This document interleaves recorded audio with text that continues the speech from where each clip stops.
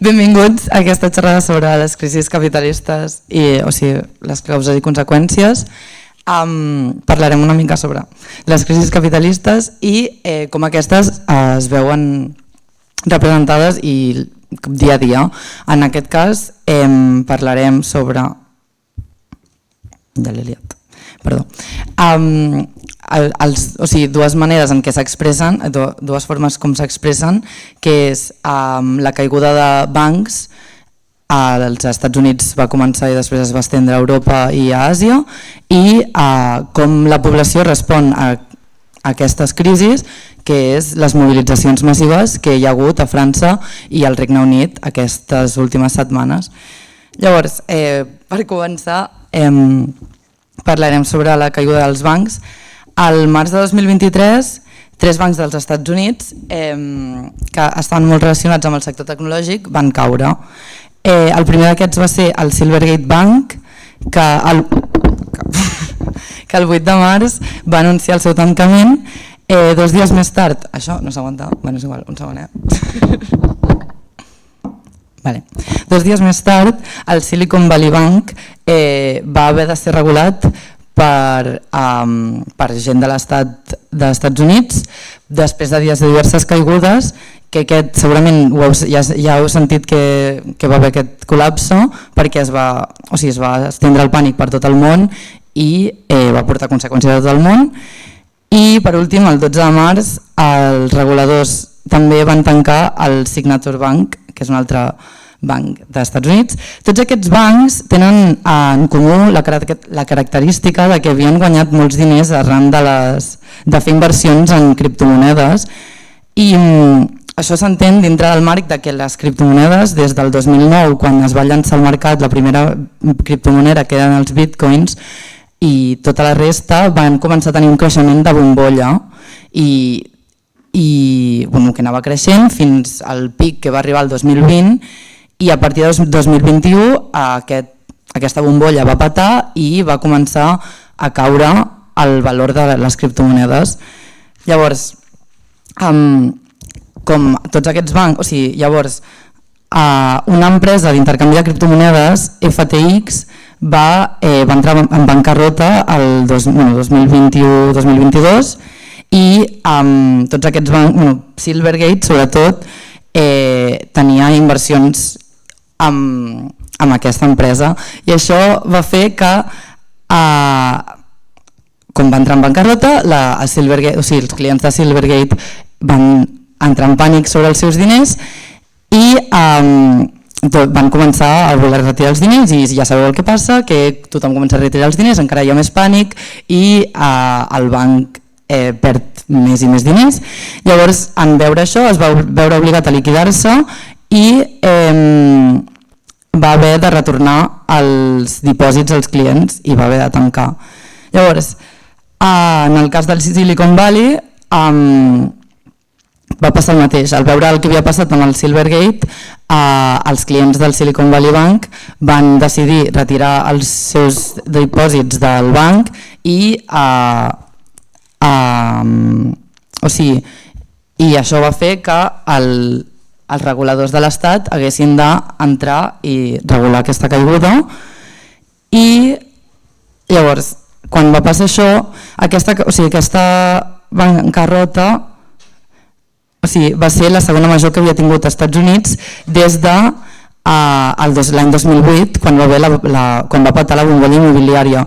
I llavors això va fer saltar les alarmes a la resta de països del món, que van veure com d'un dia per l'altre les borses van començar a baixar de tots els països perquè tothom sentia la inseguretat pel seu poder econòmic. A Espanya, per exemple, es van veure afectats el Banc Sabadell i el Banco Santander. Llavors, què va passar? Doncs que els governs dels diferents estats, per intentar controlar la por de la població i tot, es van veure obligats a fer intervencions en aquests bancs. I evidentment asseguraven que el sistema bancari seguia sent segur i que la situació estava controlada, com va passar l'any 2008, que no estava controlada, així que Llavors, a Europa, una de les caigudes més fortes va ser el banc suís Credit Suisse, que va haver de ser rescatat en part pel govern i en part fent una fusió amb el seu banc, el seu competidor directe, el banc UBS. Llavors, només per posar en situació de que no es va quedar com un fet aïllat al març, van caure els bancs i es va controlar la situació, a l'abril encara va caure un altre banc als Estats Units que es deia el First Republic Bank. Llavors, el que passa, aquesta caiguda de bancs ens mostra de manifest a la crisi econòmica que portem anys i anys arrossegant i que a més es fa encara més bèstia amb la caiguda dels mateixos bancs. I això reflecteix de moltes maneres a la vida per nosaltres, per la gent que no està, per nosaltres. Llavors, per exemple, puja molt el preu de la vida i per part dels governs això s'intenta solucionar fent un augment dels tipus d'interès i per tant encarint el preu dels diners i altres mesures. I això què fa? Doncs que per part de la població sorgeixin mobilitzacions en contra de l'augment de preus, de la pèrdua de poder adquisitiu, etc. Llavors, aquests últims mesos hem vist protestes massives a França i al Regne Unit. A França, el detonant d'aquestes protestes va ser l'impuls de la nova llei per allargar l'edat de jubilació que volia fer el govern. Aquesta llei allargava l'edat de jubilació dels 62 als 64 anys, pretén, perquè encara s'està tirant endavant, pretén augmentar els anys mínims de cotització de 42 a 43 anys i eliminar altres privilegis dels treballadors del sector públic. Evidentment, els francesos des del primer moment van estar super en contra d'aquestes mesures i hi ha enquestes que diuen que més de dues terceres parts dels ciutadans s'hi oposen. Llavors, el 19 de gener van començar a fer vagues sectorials i manifestacions molt massives i a partir del 16 de març, quan el govern va forçar l'aprovació d'aquesta llei sense passar per l'Assemblea Nacional, aquestes protestes es van fer encara més massives i importants. Llavors, per altra banda, al Regne Unit també hem vist protestes supermassives de sectors com de sectors públics, professors, conductors de tren, funcionaris, etc. i que les anomenen el Walkout Wednesday i porten fent vagues i manifestacions des del febrer per demanar millores salarials i millora de les condicions de treball. I han aconseguit paralitzar completament els trens, escoles, etc. Llavors, ara us deixo amb Josep Lluís de l'Alcázar, de Lluita Internacionalista, que us posarà més al context i us explicarà millor. Gràcies primer de tot per convidar a parlar i a poder explicar. La idea meva no és tant fer una classe sobre economia, sinó sobretot lligar-ho a també el que es pot fer.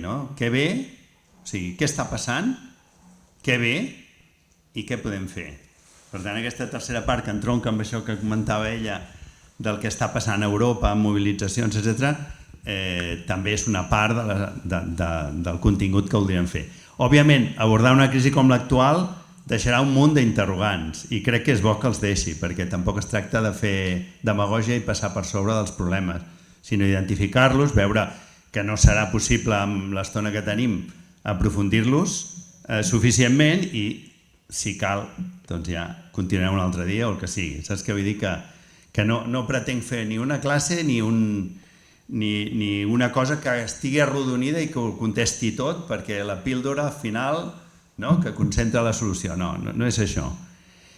Per posar una mica en context a partir del que ella comentava, 4 bancs, fallida a Estats Units. La dimensió d'aquests 4 bancs tenien uns actius per valor de més de $500 milions. És a dir, ara sembla que ja ha passat, Però el sotrac ha sigut un sotrac molt important i equivalent a aquest $500 milió i una mica més, si voleu us dono la xifra exacta, 534.785 milions de dòlars d'actius d'aquests 4 bancs que s'han enfonsat aquests últims dies, equivalen exactament o molt similar al que va provocar el 2008 l'enfonsada de Lehman Brothers. Llavors és veritat que era un sol, el quart en el rànquing de bancs dels Estats Units, actualment són 4 que sumats fan els mateixos actius del que va passar al principi d'una crisi de la qual encara no n'hem sortit i d'això en faré una mica qüestionar una mica més endavant. Per tant, estem parlant d'una dimensió molt important.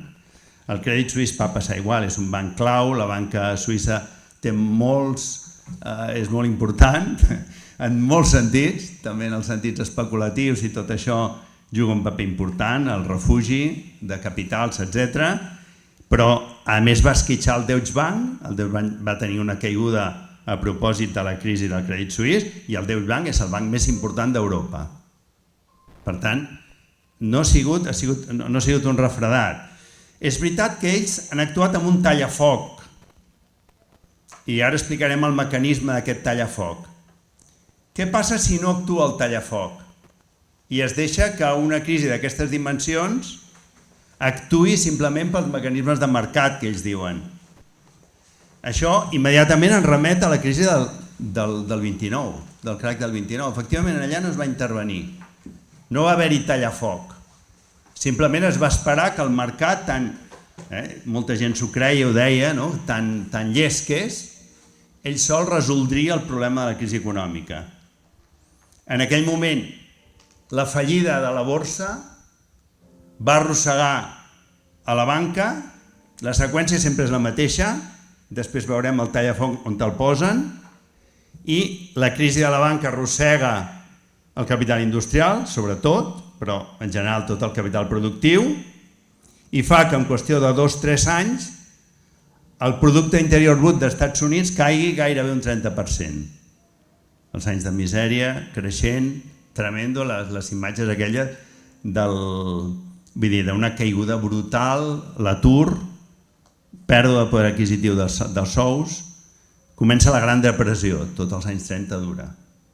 Per tant, si això es deixa anar, efectivament el capitalisme inicia un procés en què, diríem, es comença com a devorar ell mateix de moltes de les coses que ha anat construint, des d'un punt de vista d'empreses, de tot allò, ho va engollint i ho va devorant amb aquesta fase de crisi, d'aquestes crisis importants, com la del 29, com la que estem travessant en aquest moment.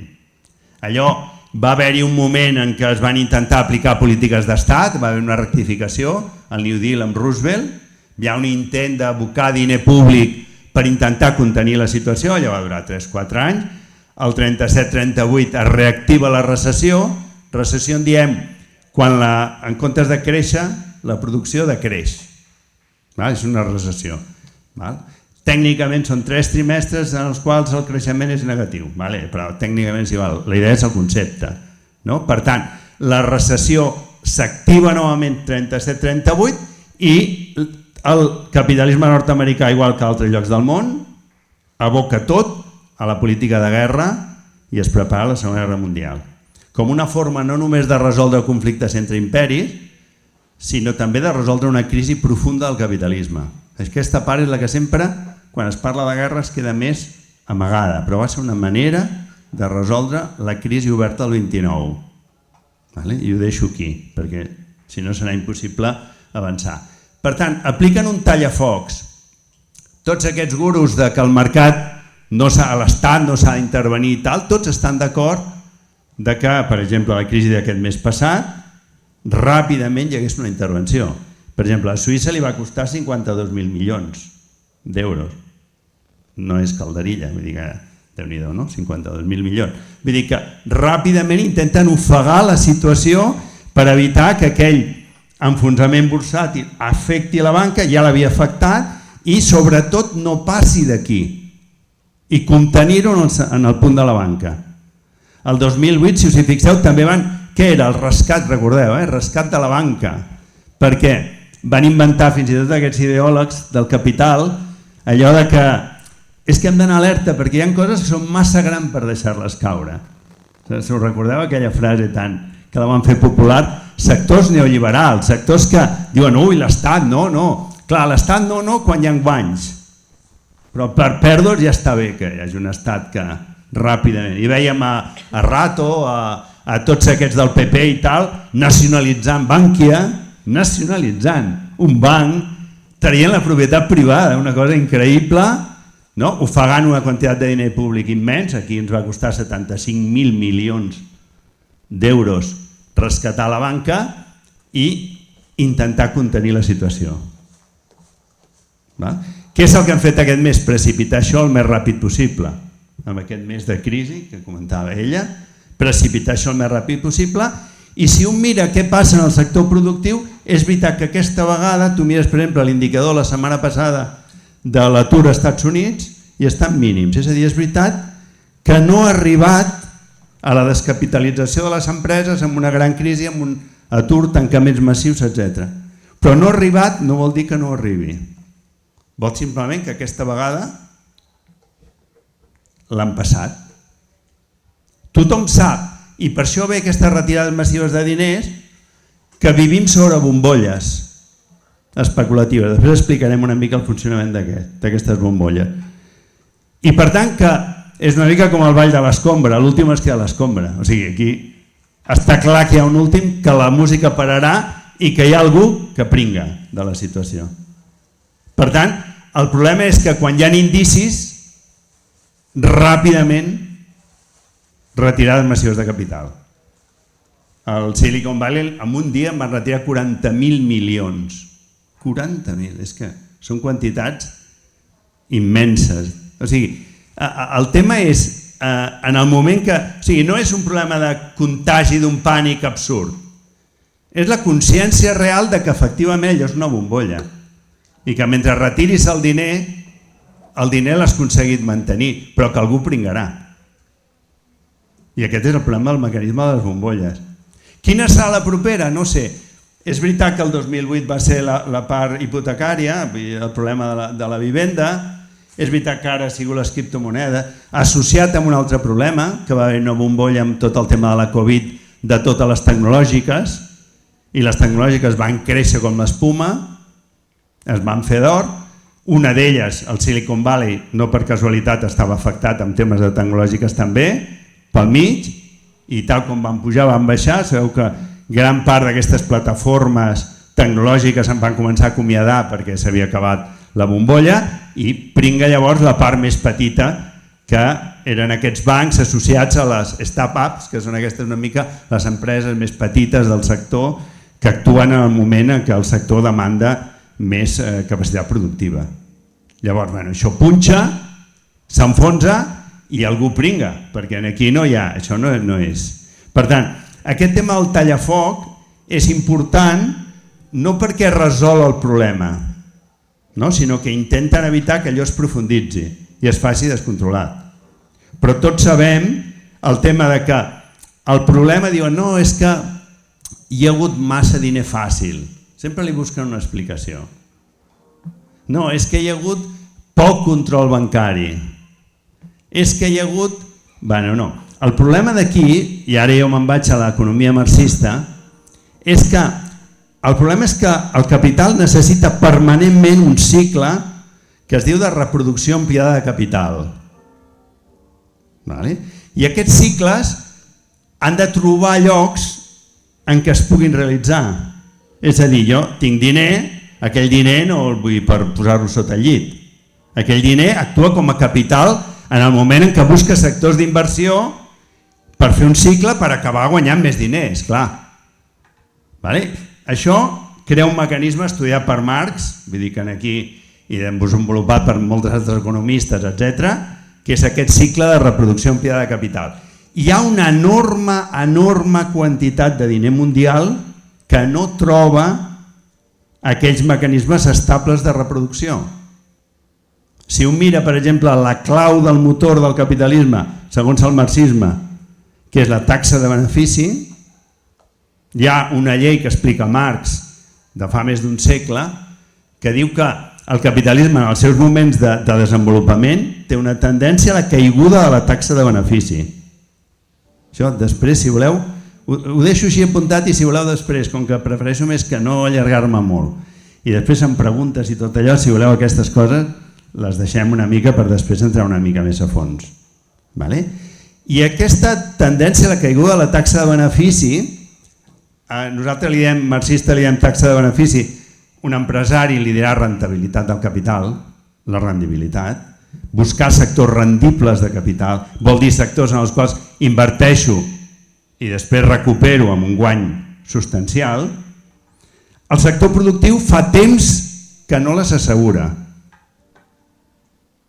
I això fa que es construeixin castells sobre sectors no productius, és el que moltes vegades la gent diu sectors especulatius, en els quals el mecanisme de funcionament és el mecanisme de que la cosa tira si algú després compra. A mi m'és igual que compri o el que no compri. Si m'és igual, si els fons d'inversió, tu poses en un fons d'inversió i ni t'expliquen què compren i què venen, és igual.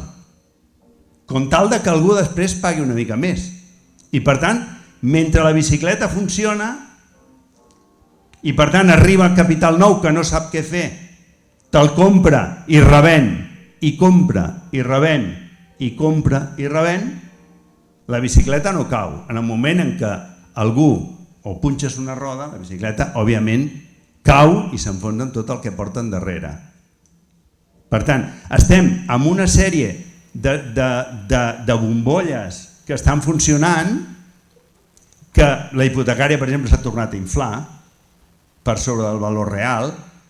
Ara diuen que probablement la propera que punxi sigui la que diuen la banca a l'ombra, i la banca a l'ombra, només per donar-vos una dimensió, la banca a l'ombra és quan s'heu començat a posar normativa sobre el control de la banca, doncs molt fàcil, crees instruments exteriors a la banca que estan per fora d'aquests controls. Què són els fons d'inversió? Els fons d'inversió a l'any 2000 movien 51 bilions de dòlars, que ve a ser més o menys, una mica menys del producte mundial d'un any. A l'any 2021 ja movien, he dit 51, oi?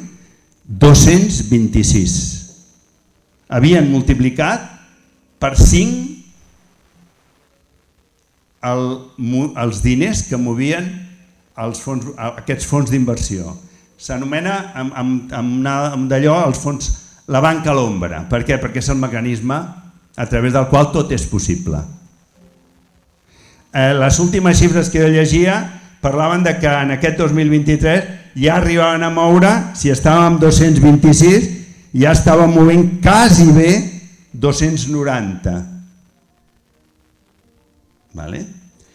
Hi ha dos d'aquests fons, que és BlackRock i Vanguard, que gestionen 17 bilions i casualment un és accionista, el primer accionista de l'altre, i l'altre és el primer accionista de l'altre. És a dir, que estan agermanats d'una manera que difícilment la competència que sempre diuen que un farà la traveta a l'altre, sinó que actuen de manera concertada i movent.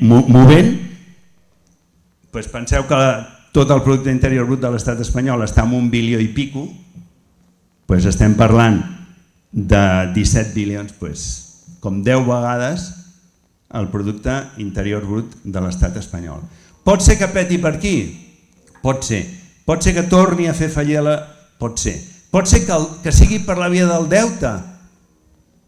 Penseu, només ara entraré una mica en el problema del deute, perquè aquesta és la diferència quan diuen estem una mica, no acabem de sortir, però estem com el 2008. No, la crisi econòmica és més profunda que el 2008, la que tenim ara. I per què és més profunda la d'ara que el 2008, encara que en aquest moment és veritat que han tallat la seqüència de la crisi i de moment s'han salvat?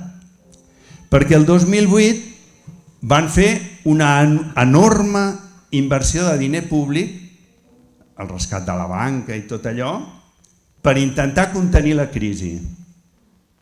Bueno, però el diner públic no és la màquina de diners que dius, mira, fem hores extres, fem bitllets, i com que els bitllets són nostres, en fem molts i tindrem molts diners. Això no és així. Per utilitzar diner públic es demana a la banca, es crea el deute. El deute el 2008 de l'estat espanyol estava en 400.000 milions d'euros. Ara està en 1,5 bilió, s'ha multiplicat per 4. I esclar, un diu, bueno, i això es pot seguir estirant el fil, home, fins que el fil es trenca. En aquest moment, respecte a l'inici de la crisi del 2008, hi ha un endeutament públic 4 vegades, o sigui, multiplicat per 4, i és clar, la Unió Europea ha començat a dir, bueno, l'any vinent ja comencem a afluixar, Per què? Perquè darrere tot allò hi ha un munt de bancs i d'allò que esperen guanyar diners. O sigui, no és que diuen, mira, no et preocupis, vinga, tira endavant, que la vida són 4 dies. No. Aquí darrere hi ha gent que espera cobrar. I per tant, d'alguna manera, el recurs aquest que va haver-hi el 2008 de poder absorbir una part d'aquests rescats de sectors en crisi, no sé què, a través de la deute pública. I només ha faltat aquests 2 últims anys, amb la Covid i amb l'impacte de la guerra i amb les mesures que hi ha hagut. O sigui, però això la Unió Europea ja ha dit que per l'any vinent s'ha acabat. Que havíem dit el 3% màxim de dèficit. Doncs tornem a polítiques de reajustament. I això està previst per l'any vinent. Llavors, primer per això, i segon perquè s'està produint un fenomen que es dona molt poques vegades amb el capitalisme. I és un fenomen que es diu l'estagflació. I què és això? Això de l'estagflació és que en lògica capitalista o dels economistes que dominen els bancs centrals i els principals discursos, que es diuen sobretot corrents monetaristes, etc., es diuen, mira, vull dir, la cosa és relativament senzilla. Per què? Perquè el mercat ja fa i l'únic que hem de fer des dels bancs centrals, o sigui, des dels poders públics, és mirar un equilibri entre 2 balances. És a dir, si veiem que el mercat comença a afluixar-se, deixem anar diners, baixem el preu del diner, la gent agafarà diner perquè és fàcil i a partir d'aquí reflotarà la producció. I si veiem que comença a disparar-se la inflació, és a dir, que comença a haver-hi, ells diuen rescalfament, jo dic que la inflació és un robatori directe sobre les condicions de vida de la gent, diuen, no, és que les coses són més cares. No, les coses no són més cares. Les coses no són més cares. El diner que tens a la butxaca amb el que et paguen el salari s'està devaluant.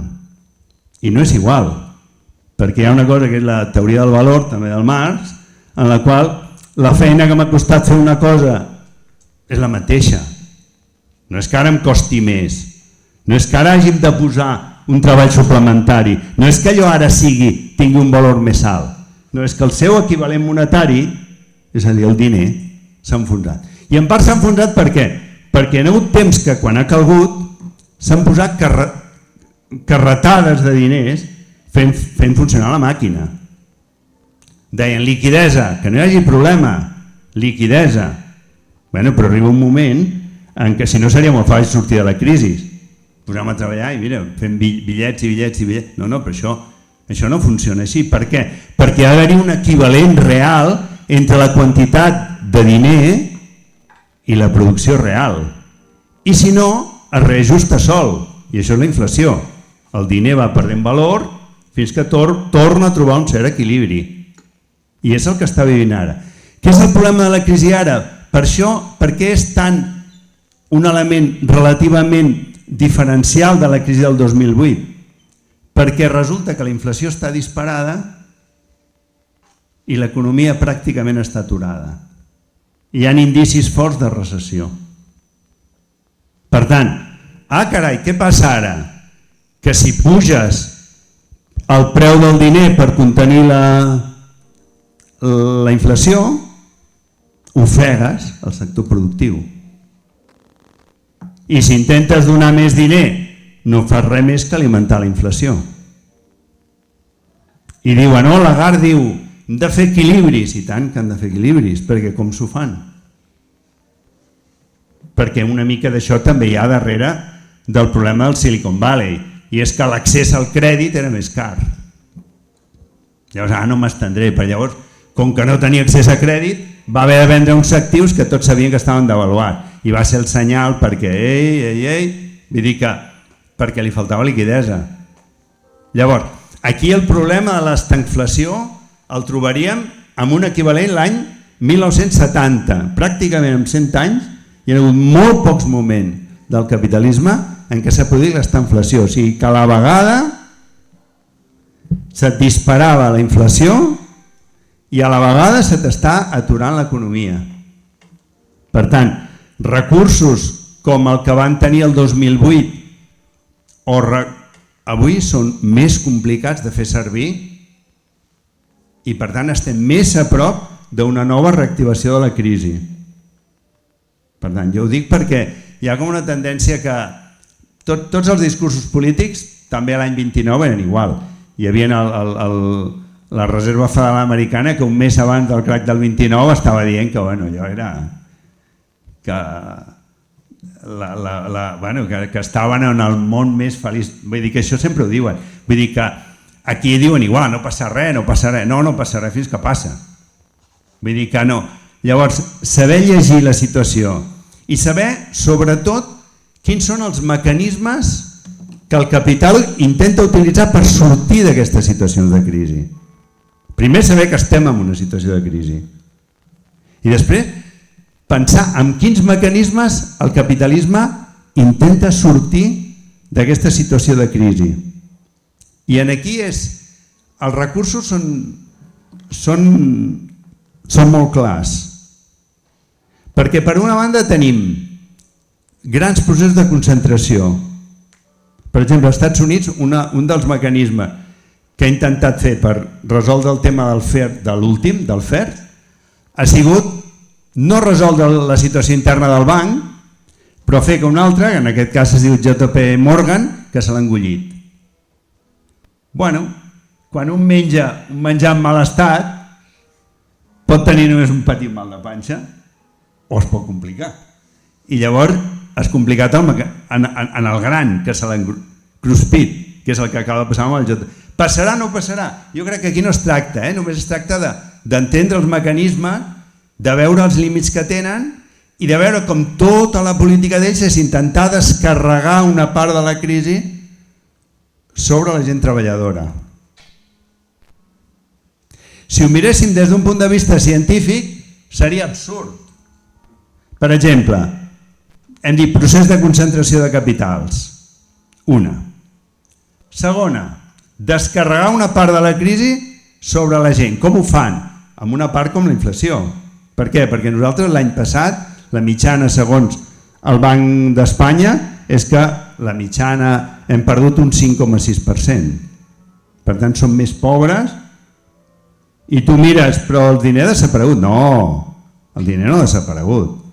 Tu mires a l'altra banda i el balanç de l'IBEX 35 han sigut rècord, 52.000 milions. Vull dir, el diner no desapareix, canvia de mans, que és diferent. És la situació de la màgia, no? De la màgia, però fa que les coses canviïn. Llavors, el que ens trobem és que un diu, home, però fixa't bé el que estàs fent, perquè si tu a la gent majoritàriament, que és la gent treballadora, li redueix les seves condicions de vida, qui compra demà? No, comprarem menys. I aquesta crisi del capitalisme té una característica que la fa diferencial de la resta de crisis que hi ha hagut en sistemes econòmics anteriors. I és que generalment crisi serà igual a escassetat. Sí, hi havia crisi quan hi havia una epidèmia, una sequera, una no sé què, és a dir, quan hi havia escassetat. I el capitalisme, i això també ho analitza Marx, és el primer sistema mundial que té crisi quan hi ha superàvit. Quan les botigues estan plenes, quan les fàbriques estan treballant. I per què hi ha crisi? Perquè allò que s'ha produït es ven només si provoca un guany. I com que si no hi ha guany i no hi ha aquesta reproducció ampliada de capital que comentava abans, no es ven o es tanca o el que sigui, o es destrueix una part de la producció per mantenir el preu, perquè és mantenir el benefici, és quan el capitalisme té, diguem-ne, un excés d'oferta i la gent no és capaç, però una part, dic una part de la solució que donen quan hi ha situacions de crisi és que perdem nosaltres poder adquisitiu. Diuen, les empreses, sobretot no pugeu salari, sobretot no, però qui menjarà després? O sigui, tota aquesta producció que estem fent no fa res més que realimentar-la. No? És com matar la gallina dels ous d'or, perquè en el fons qui consumeix una gran part de la producció capitalista som la gent treballadora, a la qual una part de la solució davant d'una crisi el capitalisme ens proposa, no ens proposa, ens ho ha aplicat aquest any passat, és aplicar una nova reducció en el poder adquisitiu de compra. Llavors, hi ha una part, concentració de capital. Segona, descarregar una part de la crisi sobre les espatlles dels treballadors i treballadores. Tercera, aprofundir amb un element que és clau en la producció, que és tot el tema de la natura associada a la producció. No? Estem en situacions... Hi havia gent que deia, home, després del Covid i tot el que ha passat, alguna cosa hauran après. No? Bueno, ara s'estan barallant a veure quin és el partit que més es posa com a bandera l'ampliació del port, de l'aeroport, la no sé què. Vull dir, han après alguna cosa? No, han après que s'ha passat i que nosaltres, cada un ha de rendir al final el màxim nombre de beneficis, punt. I totes les conseqüències queden absolutament, ja s'ho trobarà qui sigui.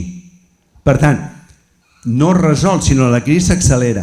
Sempre Marx deia, el capitalisme genera la crisi sol, és a dir, la crisi no és culpa de la gent, és el sistema que té un mecanisme de reproducció ampliada que sempre arriba un moment que depassa la capacitat de consum. No perquè moltes vegades no hi hagi necessitat, perquè tu dius, bueno, si tenim la producció, hi ha les necessitats, doncs mira, seria fàcil. Però això és el que no permet el capitalisme.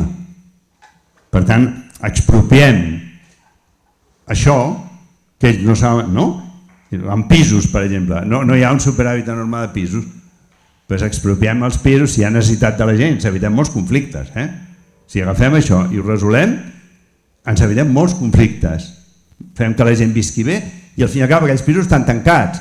Però això passa amb els pisos com passa amb els cotxes, com passa amb milers de coses del capitalisme.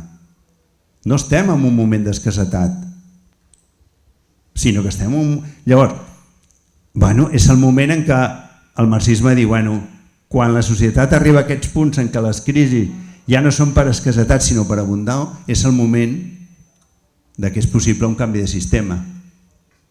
No només possible, sinó que el capitalisme, per tornar a créixer, ha de destruir el que anomenen les forces productives, la natura, la gent, i utilitza la tecnologia una part amb aquestes coses. Jo abans comentava de la crisi del 29 com se surt amb la Guerra Mundial.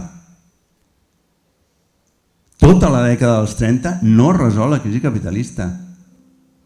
Només 60 milions de morts, la destrucció d'Europa, pot permetre que l'any 46 el capitalisme a tope. Perquè llavors, a tope, clar, podem tornar a posar la maquinària, reproducció ampliada de capital, reconstrucció... necessita destruir. Vol dir això que anem a una guerra? No, tampoc, no ho sabem. Vull dir, jo crec que no, tampoc. Ara, que necessita destruir forces productives i aquesta enorme quantitat de massa de diner i capital fictici per tornar a recuperar la taxa de benefici, imprescindible. Com ho farà? Crisis puntuals, situacions de guerra, vull dir que aquí no està escrit. Ara, el capitalisme necessita devorar una part del que ell mateix ha construït en el període precedent per tornar a trobar un cicle de creixement. La gent li deixarà o no? Aquí està el tema. Perquè això de per mig s'emporta molta gent. Pot ser, sigui en forma de guerra, sigui en forma de gent que està morint ara per la sequera, perquè està morint molta gent. Bé, no cal tampoc que sigui... Bueno, no cal. Pot ser en forma de guerra, la gent mor igual. No, vull dir que... O mor al Mediterrani intentant arribar aquí. O mor de... Vull dir que no necessàriament tot passa per una guerra, però sí per la necessitat d'una destrucció d'una part significativa de les forces productives per tornar a tenir un cicle de creixement. Això sí que és clau per sortir de la crisi. L'última que deia de l'estagflació, ells van aplicar 3 o 4 mesures molt claus a l'any 70, quan deia abans que es va tornar a donar aquest fenomen de l'estagflació. Ells apliquen 3 o 4 mesures que van ser un tancament massiu de fàbriques, que va ser la famosa deslocalització, el neoliberalisme, que va ser un introduir la precarietat sobre la gent amb una dimensió que no s'havia viscut mai abans. 3, allò que deien la deslocalització i el moviment de capitals, que va ser una autèntica aspiradora des dels Estats Units i des de la Unió Europea en menor mesura, però sobretot des dels Estats Units, de xuclar els capitals mundials, que va empobrir brutalment una gran quantitat del planeta, extreure el que quedava a través dels mecanismes de la deuda pública i deixar una misèria com la que no hi havia l'any 70. Així van sortir de la crisi, els ha durat 20 anys i han tornat a caure en una altra. Com sortiran? No sé, però que és una declaració de guerra? No només ho sabem nosaltres, ho saben ells també. Que això és una guerra. Lluita de classes diem, però una lluita és una guerra, més que una lluita. I ells ho saben. I ells es preparen per això. I els anys 30, nosaltres aprenem molt dels anys 30. Qui pugui llegir a Galbraith i el crac del 29, o aquí hi ha sobre els anys 30, la Gran Depressió, s'ha d'estudiar, perquè la solució arriba un moment que ja no és econòmica. La solució és política. Et poden aplicar o no et poden aplicar. A França estan intentant collar amb el tema. És secundari que el tema principal a França es digui pensions, perquè es podia dir inflació, o es podia dir com a Grècia un accident després de la deixadesa del sector que va provocar no sé quants morts i va provocar la vaga general a Grècia. És igual. És a dir, igual que no sabem quin serà la propera bombolla que esclati, no sabem quin és el motiu concret pel qual la gent surt a una lluita important com la que ha viscut França, Gran Bretanya, comentava, Alemanya, també amb mobilitzacions històriques.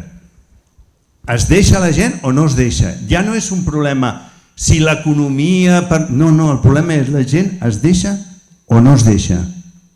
I com que ells ho saben, ells també es preparen per una lluita menys parlamentària, menys de televisions. Ells es preparen per una situació de confrontació, perquè saben que la gent en algun moment esclatarà. I això també aprenem dels anys 30. Per què? Perquè casualment, a què us sona, una crisi capitalista de gran profunditat va provocar un ascens de l'extrema dreta i del feixisme. I avui, casualment, una crisi d'extraordinàries proporcions provoca el fet d'un... I la gent diu, bueno, és que hi ha gent que és boja. No, no són 4 bojos. Hi ha només una dada. A l'any 21 Vox va rebre més finançament que el conjunt de partits, inclòs PP, PSOE, tots junts. O sigui, darrere de Vox el que posen davant és igual. A Polònia es pot riure tranquil·lament i no passa res, tots en riem, no? Mira aquest, mira un altre, que aquest ha estafat i l'altre és un no sé què. Vull dir, bueno, al davant posa el que vulgui. El problema no és al davant, el problema és que hi ha darrere. I darrere hi ha un sector del capital financer. No sé si heu vist aquella pel·lícula del Novecento, que es va fer tant de la crisi dels anys 30 i tot allò abans, igual. Una pel·lícula molt bona. I efectivament és el gran capital que sap que una part de la solució pot ser que resolgui la confrontació directa. I financia el fet d'una política més de xoc. Ja no busca el ser políticament correcte, l'extrema dreta. No, si se'n vanagloria de dir, mira, per al tema aquests mateixos del Desokupa, pel proper dia, no, si us esperem, ja ens trobarem al carrer.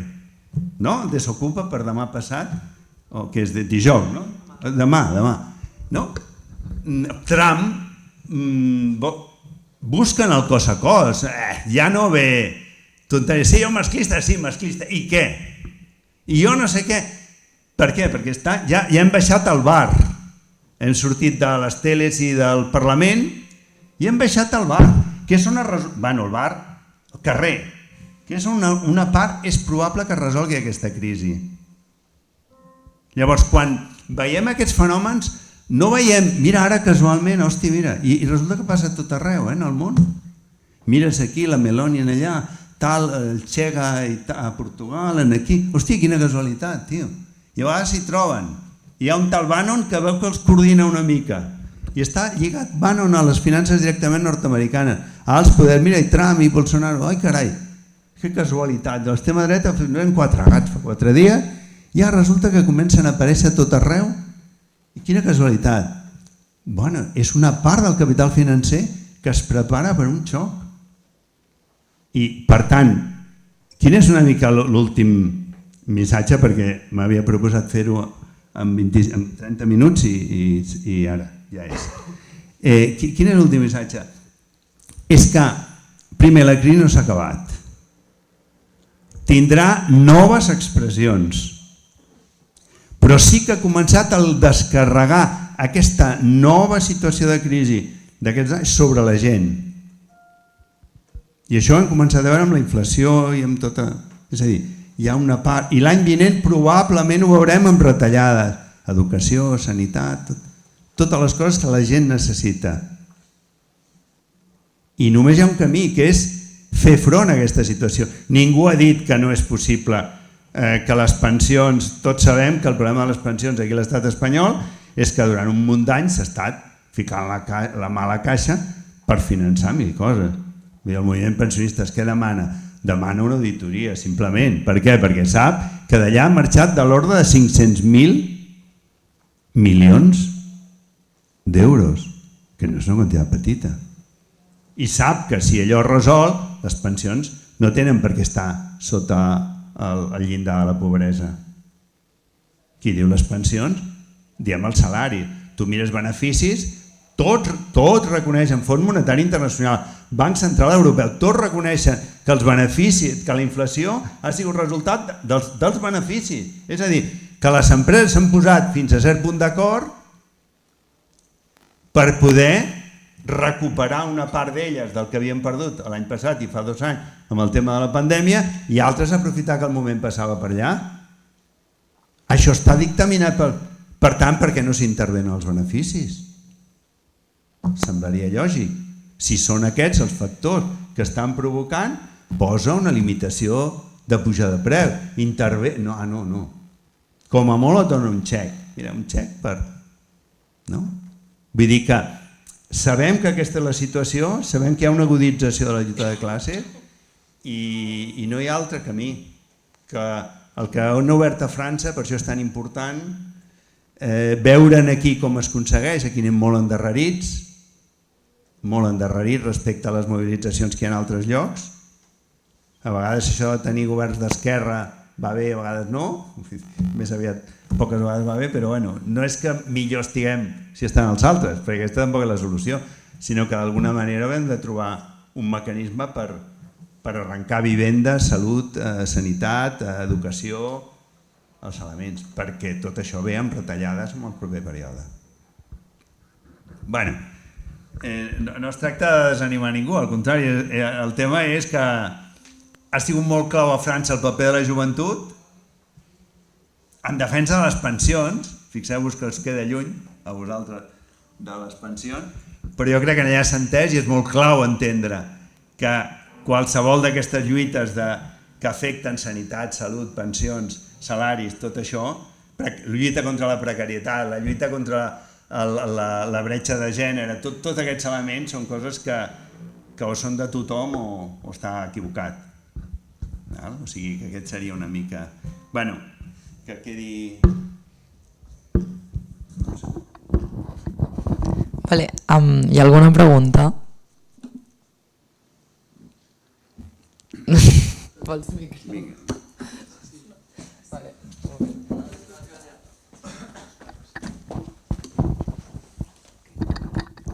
Bueno, era per si podies explicar una mica més el de com van afrontar l'estanglació l'any 70 i si es podria, o sigui, si en quina mesura creus que és replicable en el període actual. En fem dubtes, si més algú vol o van contestar una per una o què en voleu? Una per una. Mira, a l'any 70 efectivament... sí. A l'any 70 tot el que havia sigut el cicle aquest que comença la postguerra en va arrencar als anys 60, és a dir, un segle de creixement capitalista a partir d'una destrucció enorme i als anys 60 comencen a haver-hi mostres del tema. Tot aquest cicle capitalista estava sobre una base, un pilar que intentava ser superestable. I és que hi ha uns acords que es diuen de Bretton Woods, l'any 46, en els quals el compromís és que s'estabilitzarà tot el sistema econòmic perquè no torni a passar la crisi, perquè tot sempre és igual, és perquè no torni a passar la crisi, i allò s'estabilitza amb un sistema que es diuen de relació fixa entre les monedes i una d'elles, que era el dòlar, s'estableix com a caixer mundial i té una relació fixa amb l'or. Són 35 dòlars l'11. I llavors tu podies anar a la Reserva Federal Americana a portar dòlars i et donaven l'or. I això funciona fins l'any 71. En aquell moment tota aquella situació amenaça és insostenible, els Estats Units està ficat a la guerra de Vietnam, etc. Vull dir que tot és una situació molt complicada i en aquella situació es produeix aquest fenomen de l'estanflació. Només per posar-te un exemple, perquè abans quan parlava de bombolla, la bombolla més gran és el dòlar. La bombolla més gran. Avui en dia, aquell dòlar que s'havia estabilitzat a 35, si tu l'intentes comprar en el mercat lliure, està gairebé a 2.000 dòlars l'11. Ahir estava a 1990, ho vaig mirar per si sortia avui. No és que cada dia miri els meus or en quin està. Ho vaig mirar i dic, això igual surt. Estava a 1990 i pico, o sigui, quasi 2.000. Imagina't. El que passa és que el dòlar continua sent la moneda internacional. Qui més dòlars té és Xina, que té 3 bilions i segueix acumulant. I tothom sap que això s'aguanta perquè darrere del dòlar no és que hi hagi una economia o l'or com abans, que darrere el dòlar hi ha els marins nord-americans i pot jugar un paper de gendarme si tu el necessites. Llavors tu aguantes la situació perquè potser un dia necessita que et vinguin aquests marins o el que sigui. Però és més això que no pas la realitat monetària. En aquell moment es produeix l'estanflació. I hi ha una crisi molt profunda, perd la guerra als Estats Units, que no és casual, Vietnam, anys 70, 75, 76. O sigui, aquí quèiem a la dictadura, semblava que podíem fer la revolució, Portugal, caiguda dels coronels a Grècia, estàvem a la revolució nicaragüense. De debò que ens crèiem que estàvem a un punt de fer la revolució mundial i tot això. I hi havia elements. Llavors, en aquella situació, que a més es produeix aquesta inflació, hi ha un compromís entre dos referents que teniu, que és Reagan i Thatcher, per ficar-vos en context. I aquests dos apliquen el que s'anomena la globalització de l'economia. Llavors, una que apliquen, primer, la derrota, i recordeu, allà va haver-hi una vaga que va ser tremenda, que va ser la vaga de la mineria britànica, amb Margaret Thatcher, que van haver-hi morts i tot, vull dir, alerta, i va acabar amb la derrota i el tancament de les mines. I si un dia teniu ganes de llegir d'allò, hi ha un llibre extraordinari de com tot allò repercuteix a la classe obrera britànica de l'Owe, que es diu Chaps, el llibre, és boníssim, d'explicar com allò és una derrota estratègica. Derroten. Igualment als Estats Units, Reagan acomiada 200.000, em sembla que eren controladors aeris. És a dir, primer arrenglarà la teva classe obrera amb derrotes històriques als Estats Units i a Gran Bretanya com a referent de la globalització.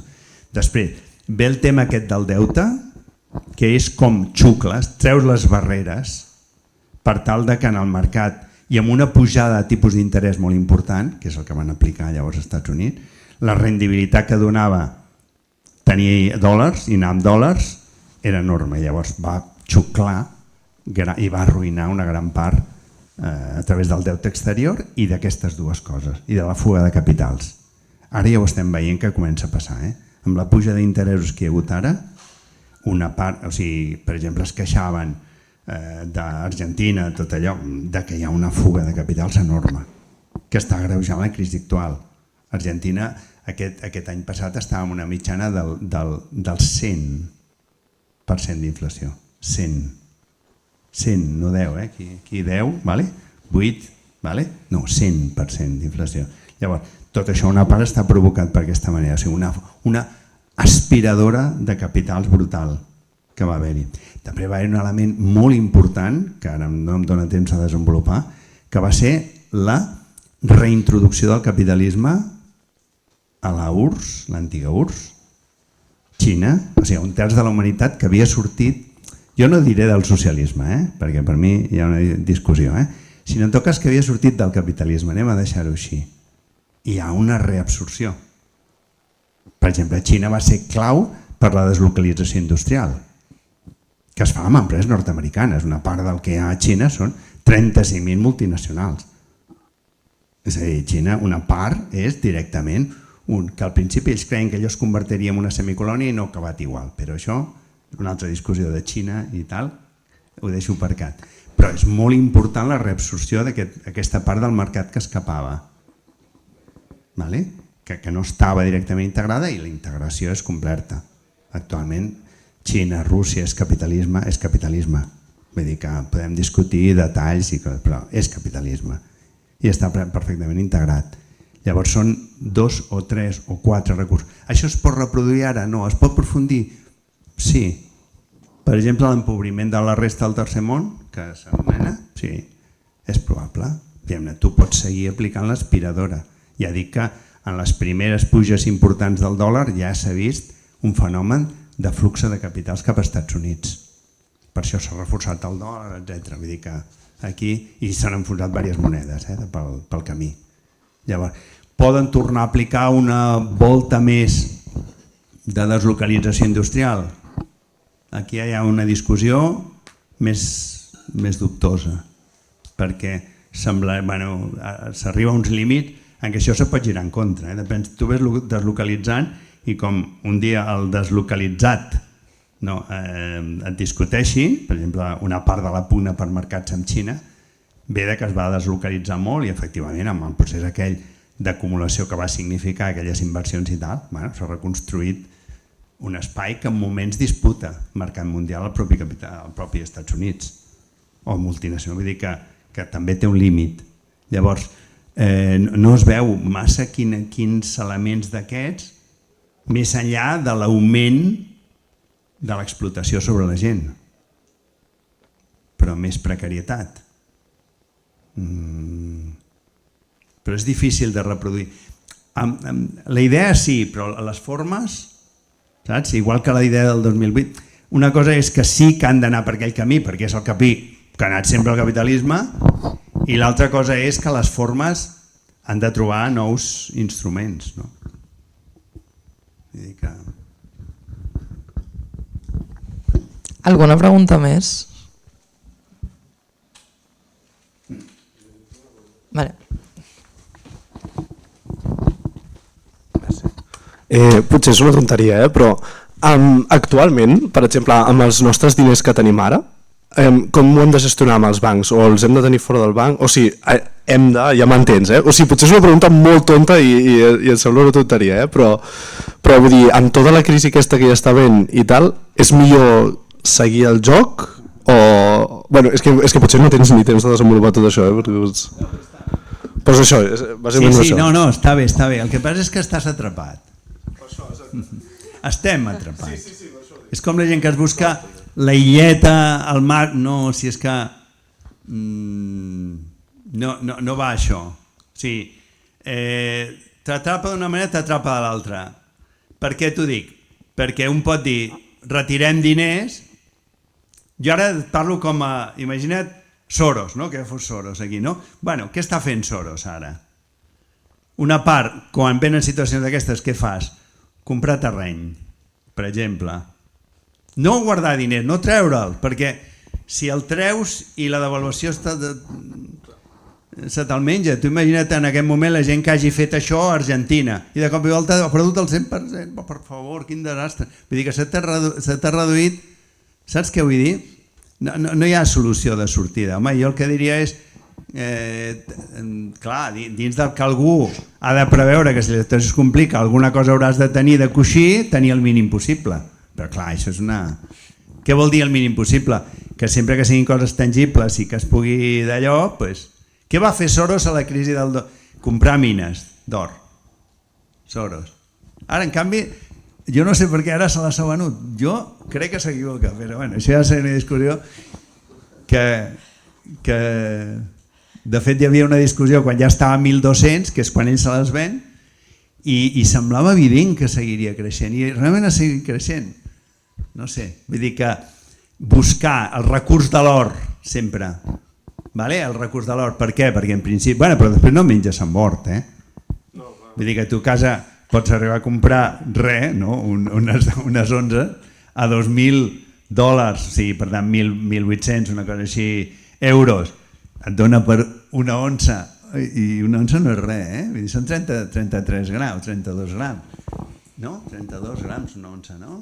32 grams, saps? 3 onces tota la vida, 3 onces són 100 grams, això dels avis. Llavors, 32 grams i alguna cosa i val 2.000 o 1.800, no? Vull dir que estàs atrapat. Nosaltres estem atrapats. Nosaltres hem de sortir-nos amb la majoria.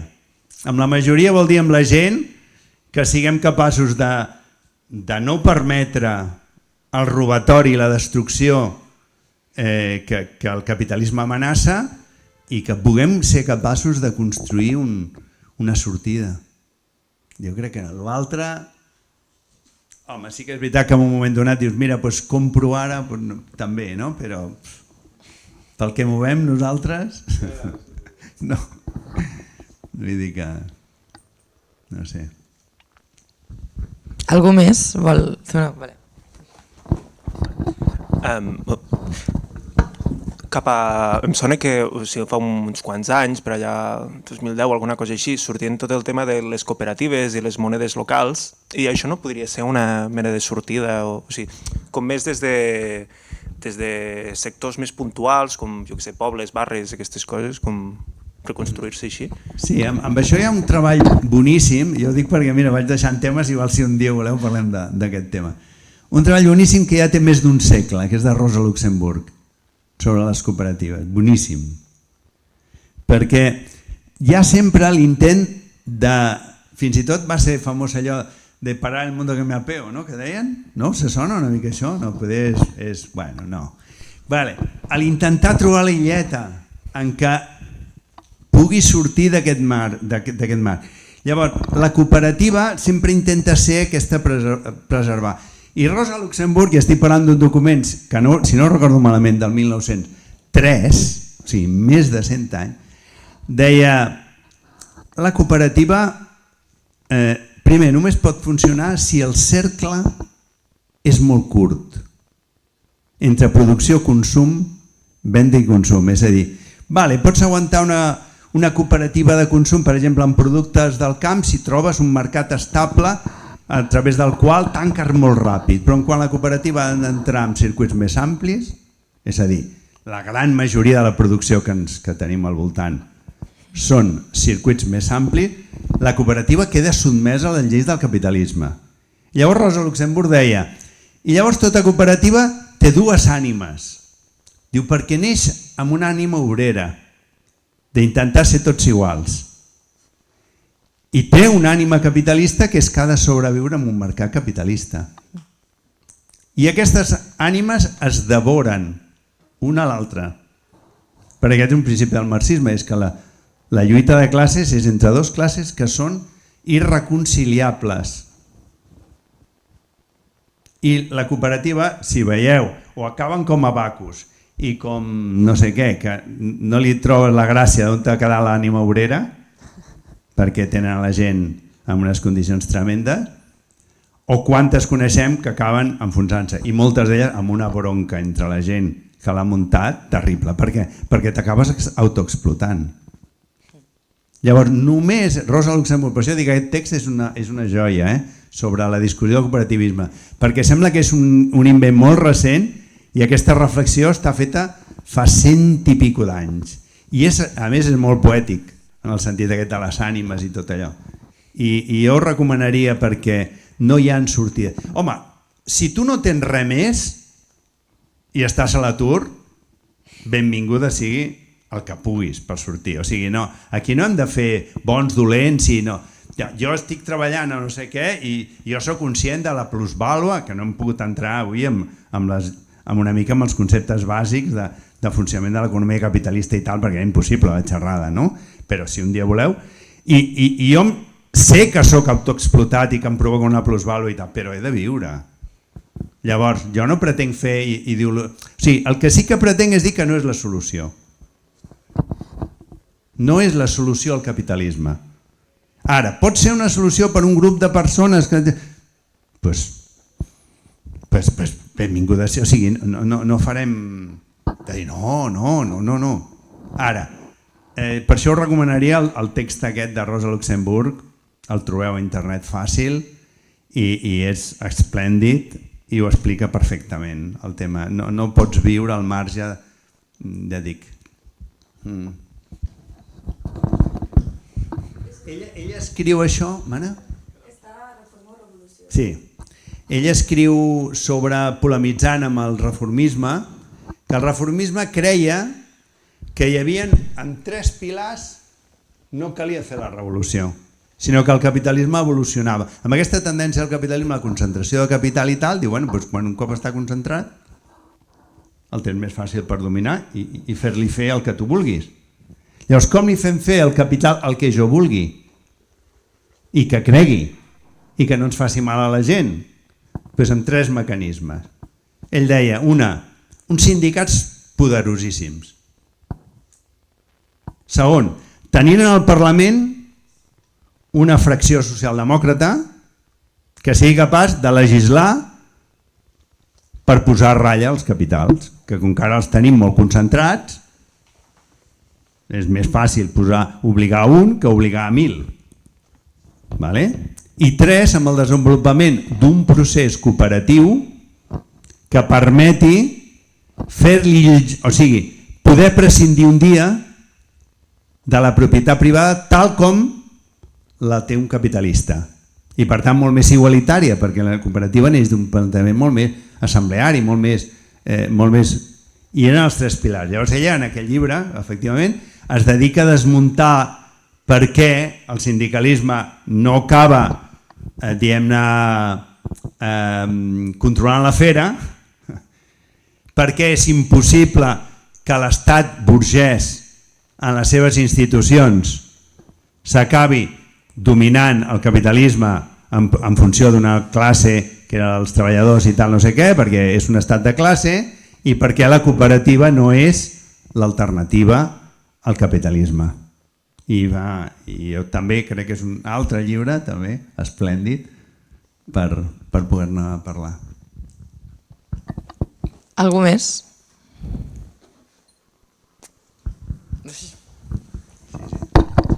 A mi m'ha fet gràcia el que acabes de dir, perquè això em recorda una mica de que, per exemple, ara un dels grans problemes és que, ja que estaves parlant d'això, en el cas d'Argentina els sindicats tenen moltíssim poder, però s'han tornat com si fossin grans empreses d'unes famílies que controlen certs no sé com dir-ho, blocs de producció obrera i tal. Llavors, o sigui, una mica està bastant exemplificat el que dius de que poses els sindicats amb la bona intenció de que tinguin un control i acaben sent com grans famílies que acaben fent el mateix. Llavors, dintre d'aquest marc que has dit de que també has dit que les cooperatives han d'acabar entrant en el joc, també es pot extrapolar una mica al país com a tal, no? I això, o sigui, per això jo també em pregunto de si no és la dolarització, que és el que, amb aquests nous moviments de Milei i aquestes coses, si no acaba entrant tard o d'hora, o sigui, diguéssim que no veig una altra alternativa que tinc la sensació de que vulguis o no com que cada cop va tirant amb més força i que acabarà sent la solució. Clar, no, aquí el problema està en si som capaços o no de construir un sistema nou, que aquest sistema ha de ser internacional pel grau de desenvolupament del capitalisme, gairebé et diria que obligatori, i que tots els intents de tancar un projecte econòmic en el marc d'un país, i aquesta va ser una discussió històrica molt important que va haver-hi la URSS 24, Stalin, Trotsky, etc. Va haver-hi una discussió, hi ha molta elaboració sobre això. Tots aquells intents al final no han aconseguit el tema. Llavors jo crec que sí que l'alternativa ha de ser un projecte internacional i un projecte, però esclar, aquí el problema és aquest grau de concentració un dia pot passar per sobre les fronteres cap a un món molt més controlat. Sí, el tema és que aquesta és la tendència del sistema econòmic. O sigui, el sistema econòmic necessita espais més amplis. Llavors, tendiria un món cada vegada més a través de blocs econòmics, però jerarquitzat, és a dir, per això nosaltres li diem l'imperialisme, no? Això premenem una mica tota l'explicació de Lenin i tot això i agafem aquell tema. L'alternativa que és un món, efectivament, on el sistema econòmic també tingui una component internacional, perquè avui en dia no hi ha l'autosuficiència enlloc, com a autosuficiència. Una altra cosa és que tu busquis una proximitat i etc. en la producció, i l'altra cosa és que l'autosuficiència, que és una altra cosa, no es pugui aconseguir si no sigui un sistema que efectivament global, que pugui utilitzar els recursos d'una manera, clar, al favor de la gent. Per nosaltres això és el socialisme. I aquest és l'alternativa. Deia el Rosa, ja que ha sortit Rosa Luxemburg, socialisme o barbàrie, no? Pues jo aposto pel socialisme. La barbàrie són aquestes formes que podem veure, que podem trobar, per exemple, en algunes zones d'Àfrica, en què fins i tot l'Estat deixa espai a formes d'explotació directa sobre recursos naturals amb les seves forces armades. Per exemple, a la República Centroafricana els diamants i tot allò estan en mans de Wagner, d'una empresa privada amb el seu, que fan la llei, i és una mica les pel·lícules aquestes del futur. Jo espero que el futur no permetem que sigui això, no? Però que ja hi ha exemples d'aquests, n'hi ha, de barbàrie. El tema és si... Aquí hi ha coses que si voleu agafar-ne alguna les agafeu, si voleu apuntar-vos per rebre alguna informació també, si el que vulgueu, vull dir, al sortir si voleu alguna cosa tranquil·lament ho fem, i si voleu un altre dia aprofundim més altres coses. Algú té una pregunta, no sé si s'està acabant el temps ja o què. Doncs, bueno, moltes gràcies per venir i ja està. Adéu.